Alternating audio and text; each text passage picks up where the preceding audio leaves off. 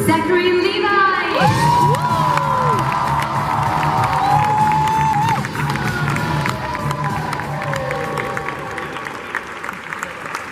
How about let's hear what happens, everybody? What happens, everybody?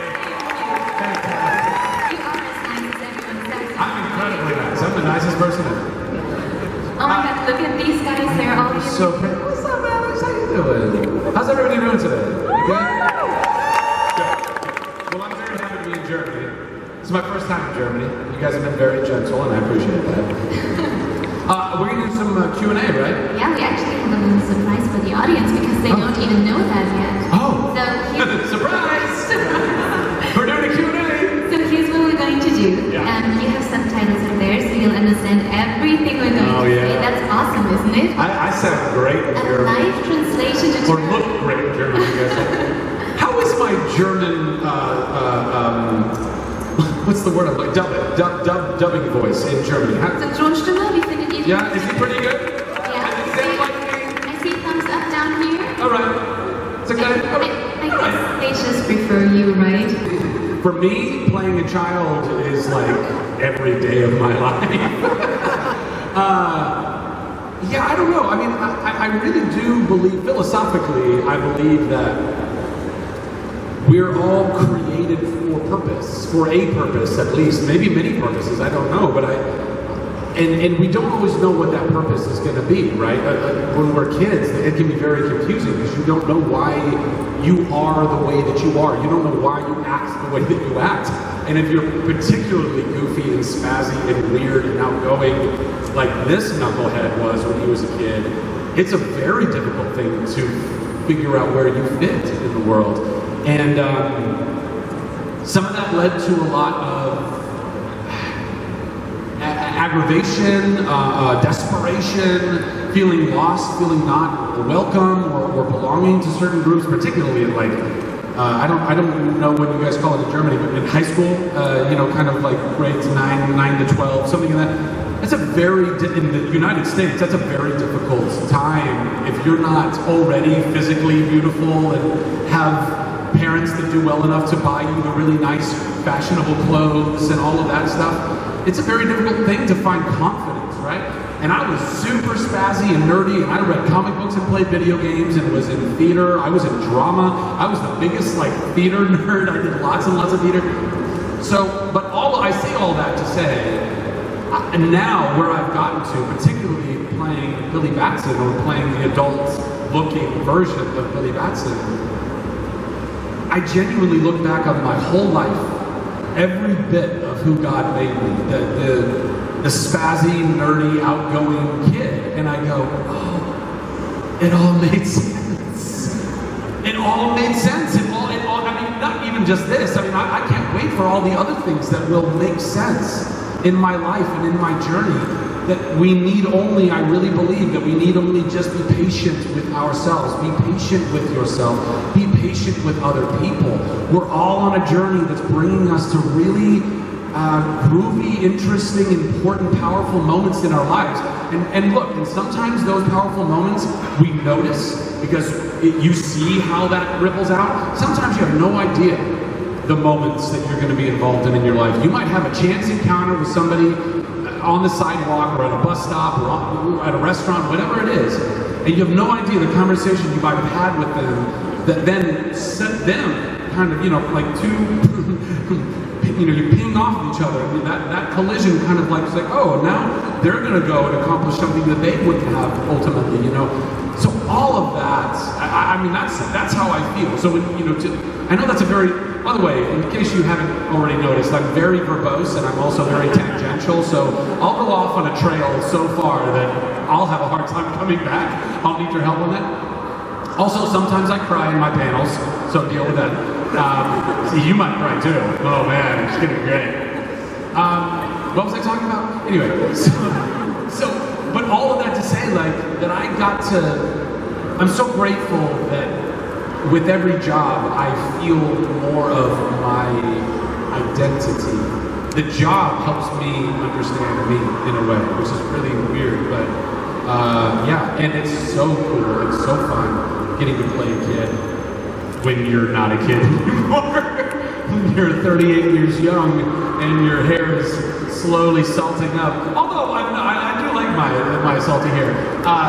But, you know, and then all of a sudden I get to be a 14-year-old? I mean, it's just dreaming. I mean, who doesn't want to be 14 again? No responsibilities? Come on. Next question. Second, I'm right here.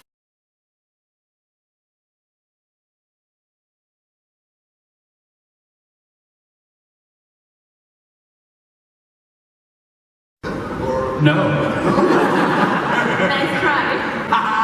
No, I can say that as far as I know, Black Adam is not going to be in the second Shazam because the idea is that they want to go and do a standalone Black Adam movie first, and then like this. So it would kind of be like if we get to do a third Shazam and a second Black Adam, kind of like that. Yeah, that's where we would, because he's like the ultimate bad guy for Captain Marvel and Shazam, right? Like Black Adam, like they're doppelgangers, right? They're the evil twin to who I am. So that's got to be like the final battle. If we do that in the second movie, then where do we go after that? It would just be a movie, just us sitting around playing video games for the third one. That would be very boring, or not. I'm a very interesting video game player. So yeah, I think that's the idea. Is that that's the plan is to get there. But just to pace it out, however it needs to pace out. So, yeah. Who's next? Over here. Could you stand up, please? I wanted to ask if you could spend with any character that you portrayed a day, who would it be and why? Ooh. Nice question. Ooh.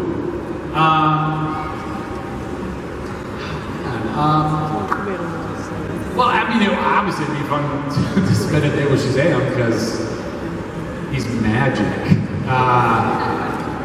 We could go fly together, charge people's phones. I think that would be pretty interesting. Super strength. I mean, just to witness somebody like catch a bus would be really cool. To crush steel barrels in a single crush. It doesn't sound nearly as good as leaping buildings in a single bound. Anyway, the point is, I think that could be fun. Although, I've always kind of joked that Chuck was basically me. So, I don't know that would be the most interesting, but it would be the most comfortable. Because I could just sit with myself. Me and Chuck would just hang out and be like, oh, you're me. Oh, awesome, great. Let's play video games. Yeah. Okay, over here I have someone all the way from Brazil, Zachary. Can you believe that? Oh, Brazil! Hey! All right, a lot of Brazilians now. Yeah. Were you guys at CCXP in Sao Paulo when I was there? A few of you? Okay. Wow. Yep. Oh, okay. Well, those of you who weren't there, thanks a lot. Unbelievable. I had to go to Germany for you to meet me in Germany? Unbelievable. Yes. Hey, Zach. Huge fan of yours since the Chuck. And actually, I have two questions for you. And you only get one. I'm so sorry. I'm kidding. Okay. So then one then. About Chuck. I mean, like, I'm a huge fan of the series, and the end of the 5th season was a little bit bittersweet. So my question would be like, what did you personally think about that end? And would you like to have a follow-up in a movie or a 6th season of it? Well, to call it bittersweet, I thank you. That was very diplomatic. Although I would probably call it that as well. But the truth is, I don't know that it's actually technically bittersweet because it's only bittersweet if you. Wait, how many people have actually seen Chuck? By just a show of hands. Well, there's a lot of non-Chucksters out here. Okay, well. We can change. First of all, shame on you. But second, I don't want to spoil anything either. How do I answer this without spoiling it? Well, whatever. You guys should have watched it by now. So, spoiler alerts on you. It's only bittersweet if it's not what you hoped it would be, right? Bittersweet is like it's sweet, it ends, but it's like, oh, I didn't love the way that ended. Now, I know some people don't love the way that it ended, and I can understand that. But I think the biggest reason why people don't love the reason why people don't love the way Chuck ended is because they're still questioning whether or not Sarah remembered. They're still asking themselves, I've spent 5 years investing in this relationship and in these characters, and you've just ripped her memory out of her head. Why the fuck would they do that? Anyway, rip the memory out of her head and then sit us back on that beach with me in tears for the 3rd episode in a row. Oh, it's all the ugly crying. By the way, anybody who hasn't seen Chuck yet, when you get to like the 2nd to last episode of the season or the series, just a lot of ugly crying, just slobbering, really bad faces. Thank you, I appreciate that. But I don't believe that she didn't get her memory back. Not for a second. It can't have been that. The show is an optimistic show. I mean, no matter how many bad guys we came across, and how many times we all got captured. Which, by the way, just a tangent. Here we go. Literally, Chuck, in the premise of the show, if you've not watched it, I'm protected by the 2 top spies in the United States government. The top CIA spy and the top NSA spy, and yet invariably, almost every episode or every other episode, the bad guys get a jump on us. Like, they're always capturing us, and I'm constantly a part of that because I got out of the car anyway. But the show was too optimistic. It was never a pessimistic show. It was never something where I think you would walk away from it and go, "Oh man, that sucked." You know, there were moments that were deep and hard and emotional, but at the end of the day, of course she got her memory back. Of course, I mean, it might not have been the magic kiss, but I'll tell you what, kind of a cool way to look at it if any of you were still kind of salty over Chuck, which again, totally up to you if you want to be salty about it. But if you look at it like, oh, it's the perfect way to go back and rewatch the series, because now, if you start at the beginning, it's Chuck telling Sarah their whole story to bring her back up to speed about where they started. And that's actually kind of a cool loop. Right? It's kind of a cool way to build the show in a way. Do I wish that they would have done it in a way that would have given Chuck fans a little better closure about all of that? Yeah, because then people like yourself wouldn't have to ask me this question every single convention, which I'm happy to answer. I would love to continue it. I've said it many times. I've been wanting to do a Chuck movie even before we did our last season of Chuck. I saw the digital wave of online content. It was very real even then. And I was like, guys, let's go make some, before Veronica Mars and all that. I was like, let's go make a movie. We just haven't yet. Because I'm the only person actively trying to make that happen, I think. But eventually, I think hopefully with like Shazam, now that I've got a better platform where I can maybe go to Warner Brothers, who is the studio who is Shazam studio and also the studio that is Chuck studio. Ironic. If I could go to those executives and say, let me have this, let me go make something fun, I would love to. Even if it takes another 20 years and I'm like a geriatric Chuck. Let's go get him, Sarah. Anyway, I hope I'm not like that in 20 years. Other question. Yeah? Well, everybody else is asking too. You might as well. Yeah, I thought so too. And the second one would be if you say that you can sing actually, and you proved it a couple of times, but I would love you to prove that in front of the German audience. So I give you him, I'm sorry, I have to excuse myself in advance, but standing here, it's all so clear. Oh, you're trying to sing Tangled with me? Yeah. Nope, not gonna happen, honey. No. You can applaud all you want. And at last I see the light. That's it. That's all you get. It's like the fog is ahead. That's not for real. That's the end. Thank you. Thank you. And at last Just keep on. Wait, what was your first question? Oh, current video game, right? None, as a matter of fact. So yeah, I've been pretty slammed just with life in a lot of other areas. you know, that's not to say that when I'm not slammed, I haven't spent unhealthy amounts of time playing video games, like unhealthy, like bed sore level, like, you know, they're just sitting there on a couch, not showering for a few days with pizza boxes stacked up, and like, all right, this feels like a good choice in life. And you get to like the end of, I mean, I can't even tell you how many times I've come to the end of a video game that, by the way, I loved, like games that I've super enjoyed, and I do think that while video games can be a bit of a time suck, and by a bit I mean can be an incredible time suck, they have also very much enriched my understanding and appreciation of storytelling and characters and writing and directing. I mean, particularly nowadays, video games are some of the most intriguing stories that you can even find.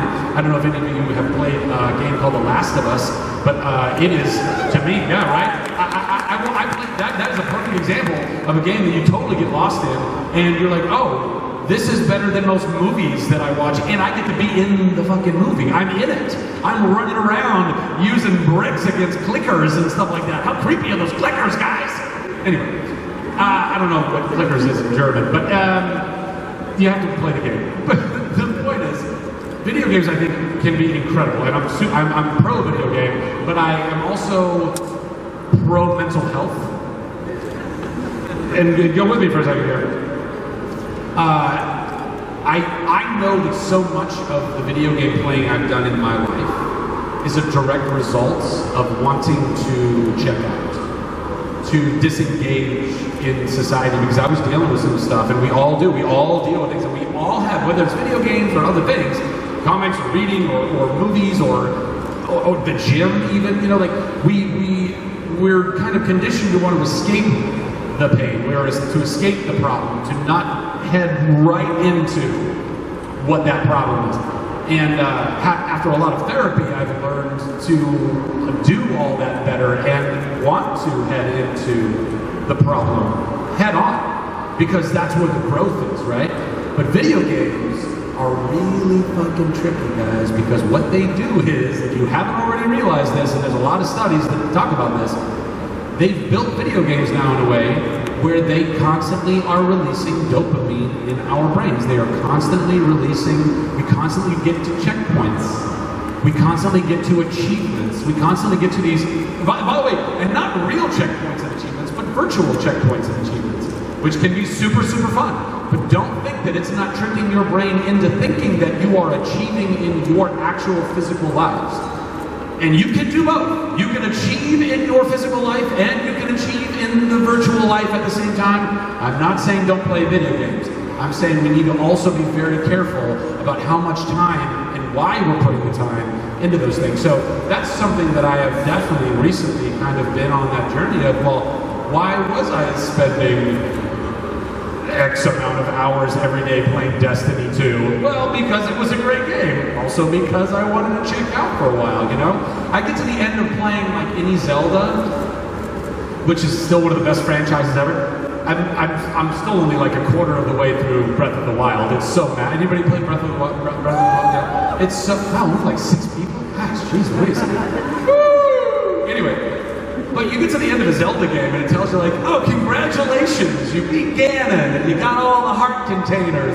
And it shows you like the gameplay time, your time clock, and it said something like 1,000,000 hours. I don't even know what it said.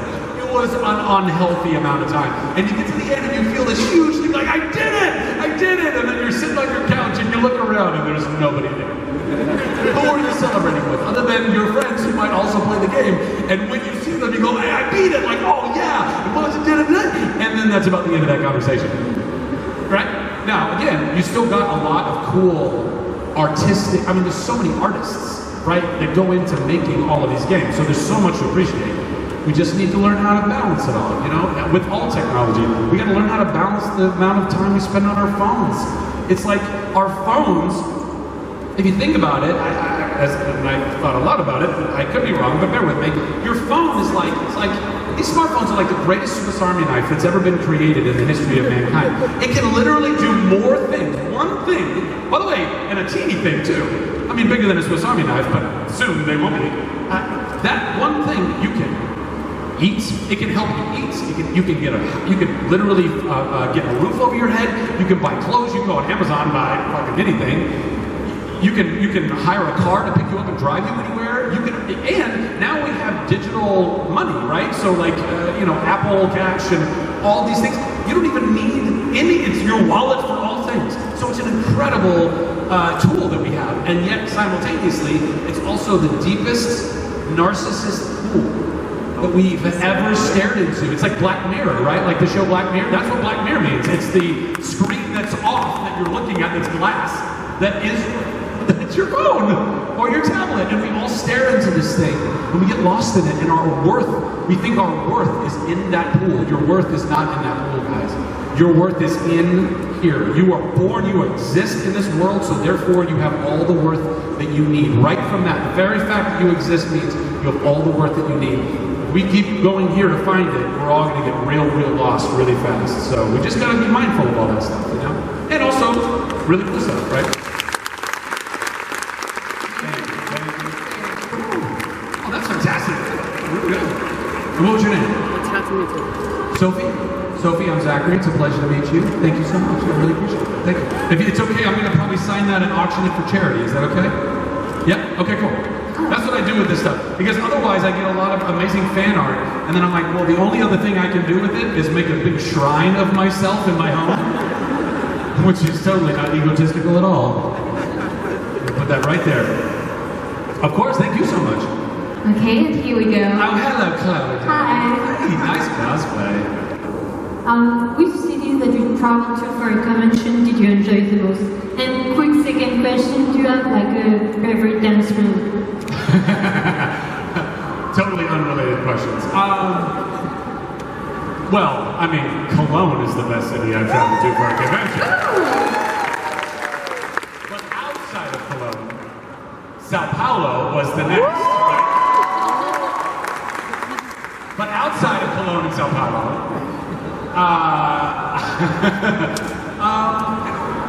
that's a really good question. I mean, the tricky thing is like, every convention you go to, regardless of how big or small or whatever that is or where it is in the world, conventions are full of really lovely people, right? I mean,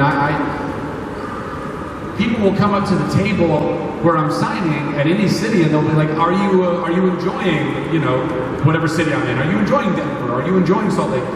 And I tell people often, it's like, well, I am, but the truth is, when we come to conventions, often, as actors or whatever, you're either in the hotel or you're in the convention center. And then back to the hotel, and then back to, you don't really get a lot of time to go and explore. But what you do get, and you get it more than really, I can't even think of another job that allows for this, other than maybe being a politician, is that I get to go to cities and I meet the people of the city, and I meet the people of the area, of the whole region. I mean, the amount of people that I've met so far just at this convention, you get to know a city almost even more intimately than if you were to go walk around and see all of the sights and all of the beautiful architecture, which I'm really grateful that I did get to go see the cathedral, which is stunning, and walk around the city and go to some beautiful, beer gardens and stuff like that. And by beautiful, I mean had great beer. Like that's all great, but I actually, on a different level, I get to feel and meet and understand a city on different levels. So they're all really lovely if you can kind of see it in that way. I think that, San Diego Comic-Con is such a massive deal, and that's a cool thing, to check in with, and obviously doing Nerd HQ, which you know so well about, and as does Alex. Chloe, Alex, any other Nerd HQ crewers here in the back? Hi, how are you? Like doing a Nerd HQ all those years and being in San Diego, that's a really cool, it's like a big festival feel, it's like everybody and all the things, like that's really cool. Dragon Con in Atlanta, that's another big one, like huge for cosplay. There's people spilling all over the streets, drinking and having a merry time. That's fun. Salt Lake Comic Con, I just think they're, it's full of so many really genuinely lovely people, and they come out in mass. Every single time I've ever had a panel or anything, just people are there and they're so full of love. So I don't know, it's difficult to, it's like, that's like asking an alcoholic, what's your favorite beer? It's like, I like them all. They're all tasty. Yeah. Oh, and my favorite dance move, I don't know, but it wouldn't be the floss. That needs to die. We don't need to do that floss dance anymore. That was ironic when I did it in the movie. We should all be flossing more. Definitely do that. But not floss dancing. That's Zachary, now we saw you in Sao Paulo actually at the CCXP, right? Yeah, Hey. exactly. And I'm here again. And yes, you are. Yeah, I want to, for me, Shazam is the best movie from DC. Thank you. And I want to know what's the best lesson that the movie gives to the people in your opinion. Oh wow. Well, again, thank you. I really appreciate that. There are. I don't know that I would agree with you that we're the best DC movie, but again, that's opinions and subjective, and I think that's a beautiful opinion to hold. But there's so many incredible DC movies that have been made in the many years of the DC movies that have been made. But I would say that we're probably, arguably, because again, it's all subjective, but we might be the funniest of the DC movies, right? Because just by default, I mean, it's about a 14-year-old kid who gets, you know, a magic word to become this knucklehead, and then learn his superpowers and floss dance. I mean, that you know, that's ridiculous, and it's full of so much art and humor, and therefore joy. So there's definitely that, and I'm really grateful that we got to do that. And I mean, as far as the lessons that are learned from the movie, one of the coolest things about the movie was that the movie genuinely has just so much heart. It has so much familial, like the family that is the beating heart of the whole movie. I think that's a huge part of the lessons that we learned in that movie. Your family is not necessarily who you're born into. Your family is sometimes, and quite often, actually with almost everyone, right? Like even if you love the family that you were born into, how many people are in your life right now that you would call family that aren't your blood relatives? Even if you have a great blood family, you find family through your life. You find your tribe through your life, and that's a beautiful thing. And the movie speaks to that, and I'm really grateful that we get to do that. Moreover, it's one of the coolest, like, as far as diversity is concerned, it's one of the most insanely diverse films that as far as casts I've ever seen. It's a rainbow collection of ethnicities, but it's also like one kid who's disabled, and all of them are foster kids. I can't think of another movie that represents groups of underrepresented people more in one movie. Like, it's crazy. It's so cool. So that stuff I think that we learn from. I think that, you know, learning that, you know, self-sacrifice, which by the way is a theme in most superhero movies. Like, you know, it is about sacrifice. It is about putting others in front of you and fighting for that and laying your life on the line. A lot of really beautiful things in all of that, you know. But I think that aside from the lessons, I think that one of the greatest gifts that we're able to bring people with Shazam is joy, which is sadly lacking in the world today. There's so many things that are going on. In all parts of the world, there's a lot of fear and there's a lot of hate, and there's, you know, and we can work through it, guys. We can all work through it. I swear to you, I promise. I know it in my heart. We can work through all of this stuff, but we gotta stop being afraid of each other. We gotta stop listening to people who want to make us afraid of each other, and we gotta start holding on to things like love, like kindness, like empathy, like understanding, like patience, like joy. Joy helps us to get there. Joy helps us for our walls to come down and not be so angry. And I love that I get to be a part of things like Chuck. Chuck did that. Tangled did that. Shazam does that. To bring joy to people. Like, as an entertainer, that's the biggest reason I even got into all of this. I was a little kid, just all I wanted to do was make people laugh. That was it. I mean, literally, you would just wind my back, and I would just be like, you know, like all I wanted to do. I would not shut up. It was not a good thing. There was no off switch.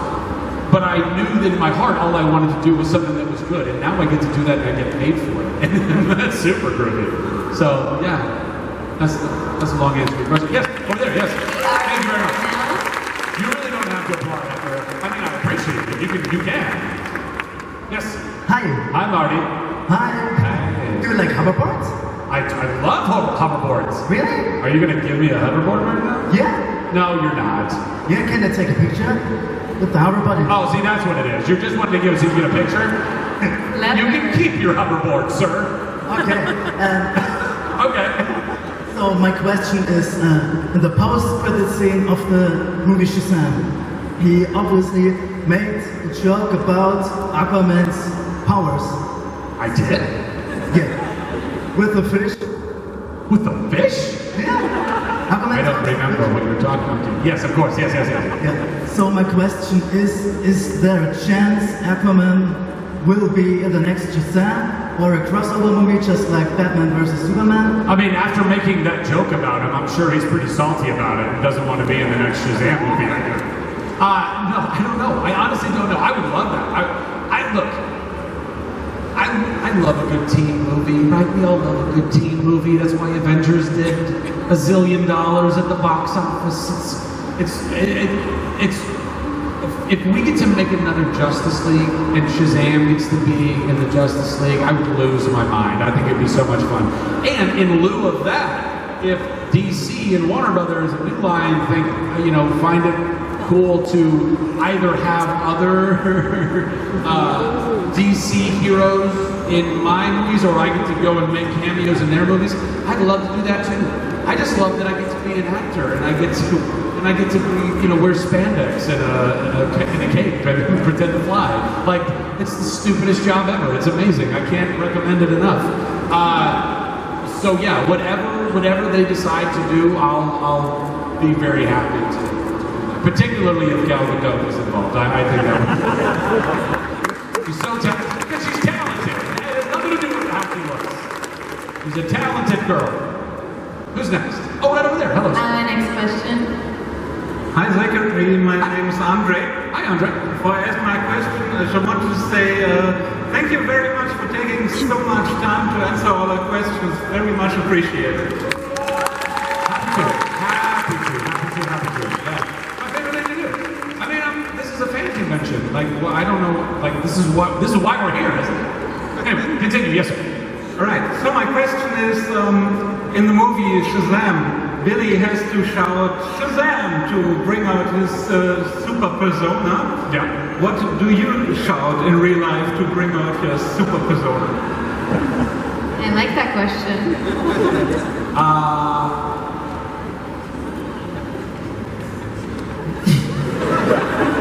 You have no idea how much filtering I just had to do. Don't say that. Tequila. I think that's my...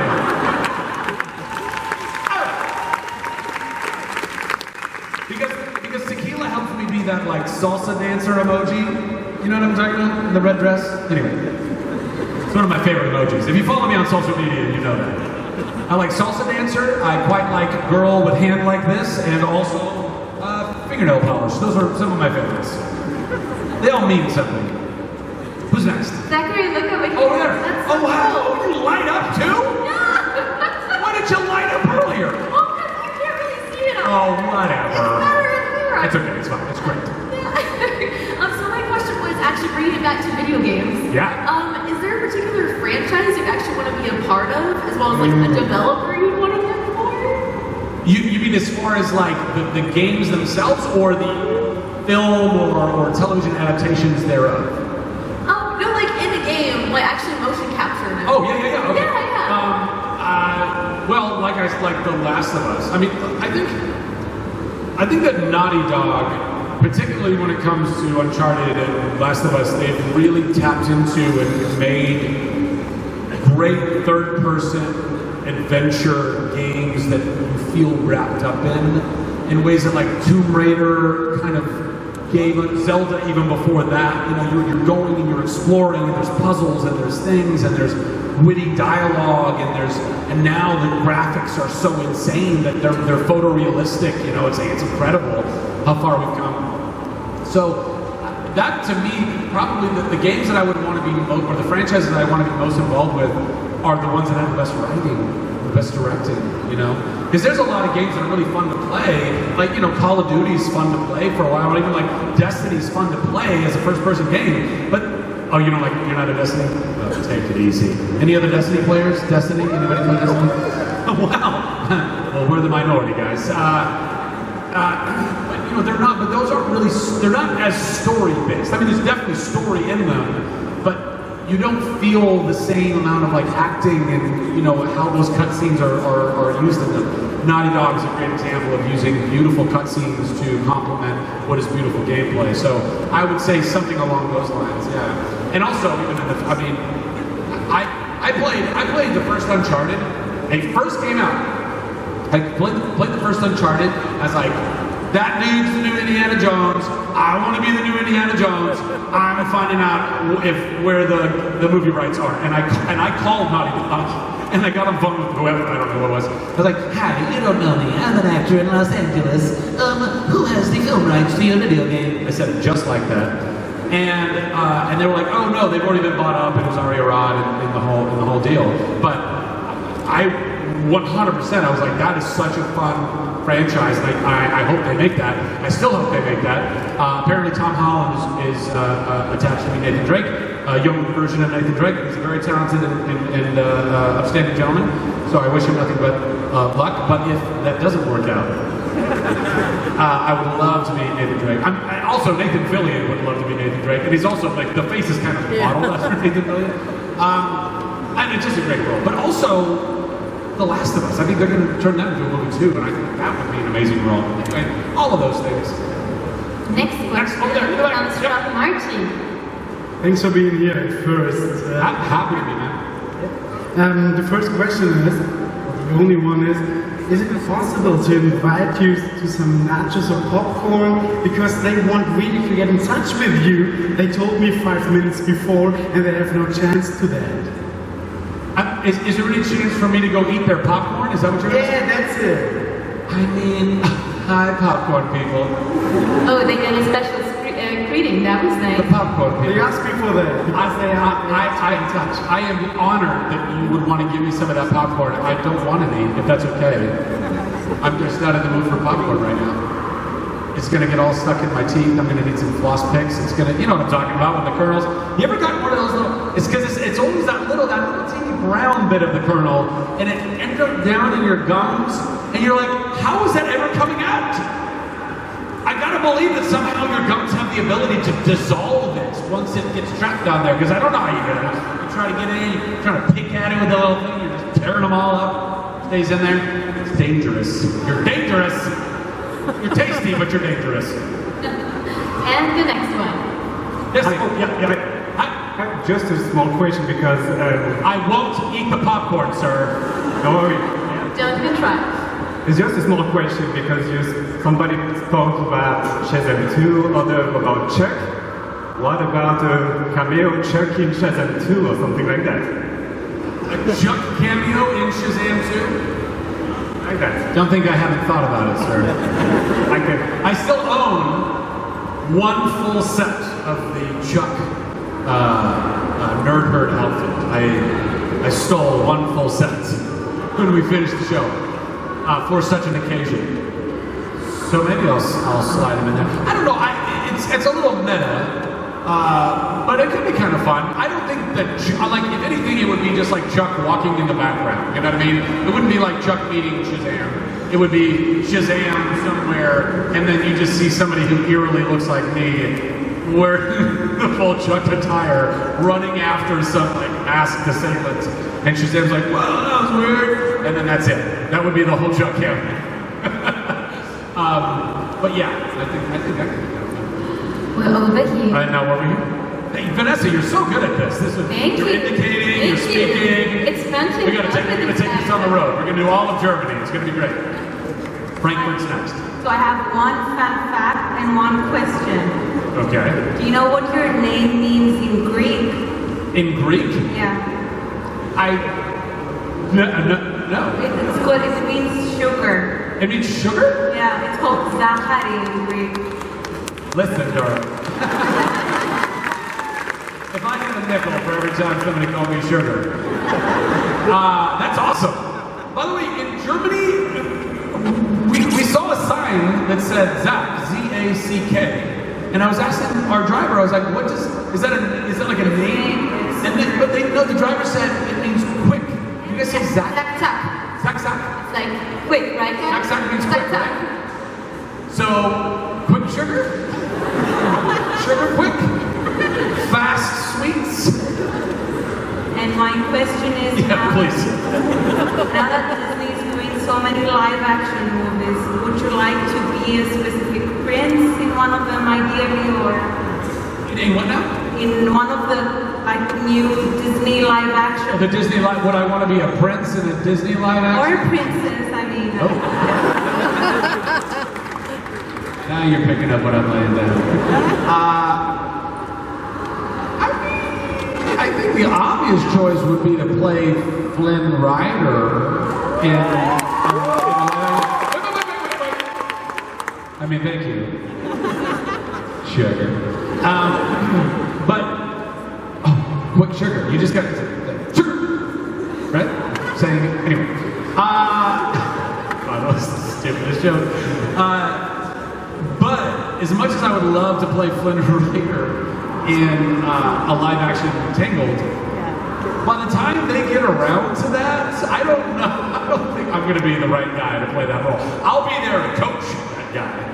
I'll make sure he understands what that smolder means, but I think my hair will be like Steve Martin white by the time they get it live-action Tangled. So, in lieu of playing Flynn Rider in live-action Tangled, I would say, I don't know, Ariel from The Little Mermaid. Look at this stuff. You need my hair for that, Zachary.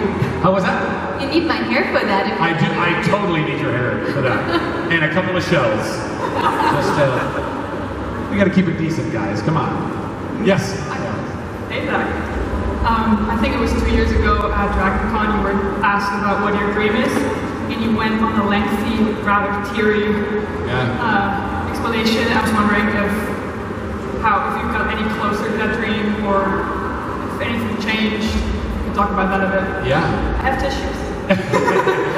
Well, you know what? What's interesting is that going through therapy has helped me to talk about things that I'm passionate about without it overcoming me as much, right? Like a lot of the times when I would be very passionate and I would start kind of tearing up. By the way, it still happens. I'm not saying it doesn't happen. And I don't think there's anything wrong with that. I think there's a tissue, it's ready to go.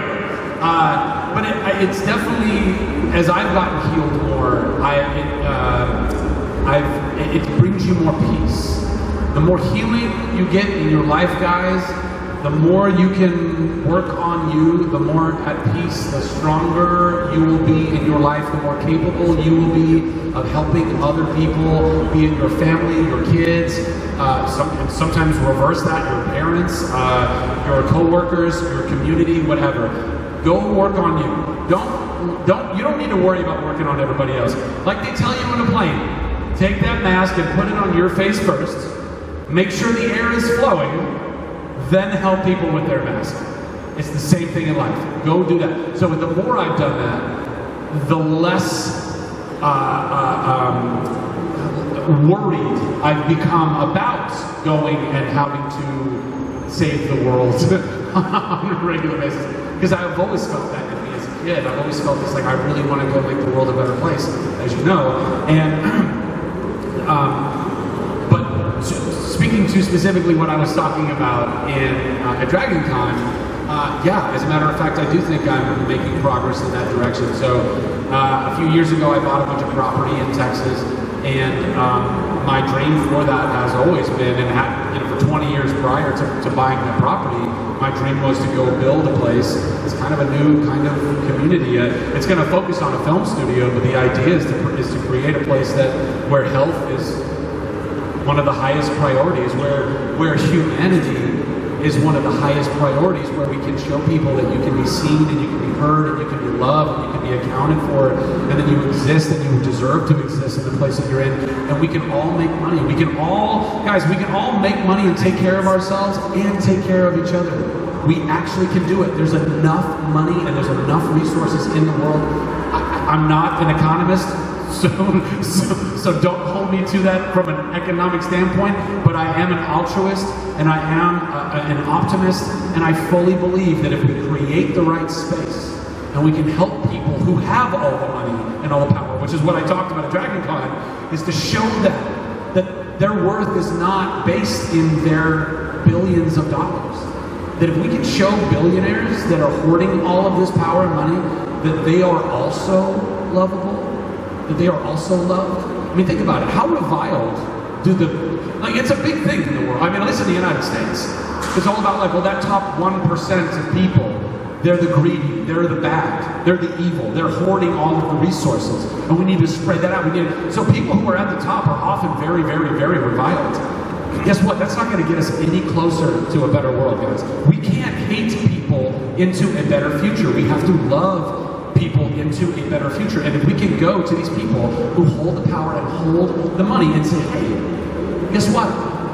No matter what you do, you can still be selfish with all that. I'm still going to love you. I'm still going to love you. I'm still going to love you. I'm still going to love you. I'm still going to love you. And eventually, hopefully, those people feel that love. They feel that worth. And then they know they don't need us. Here we go. Here we go. And then I'm good. And then they know that they don't need it. And then you can help guide them to where all of that is needed the most. And then we have a really fucking groovy world if we can do that. So